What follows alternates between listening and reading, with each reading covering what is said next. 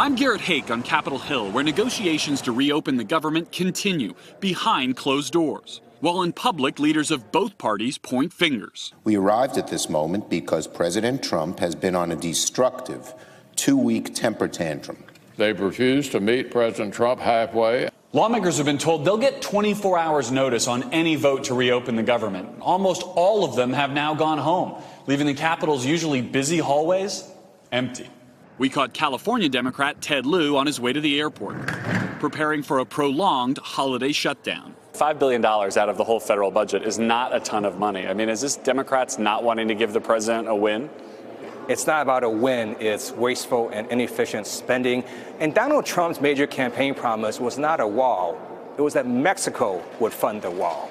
So the only way he's going to get his wall is if he delivers on his campaign promise of having Mexico funded. So what could a possible shutdown solution look like?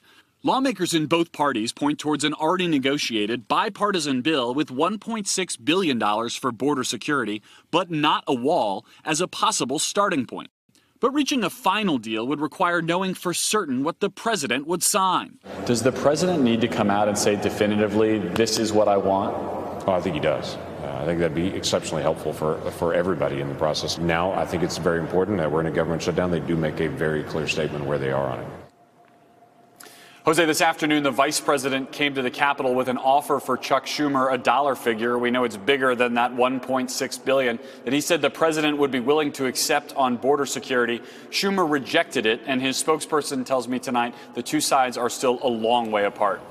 Hey, NBC News fans, thanks for checking out our YouTube channel. Subscribe by clicking on that button down here, and click on any of the videos over here to watch the latest interviews, show highlights, and digital exclusives.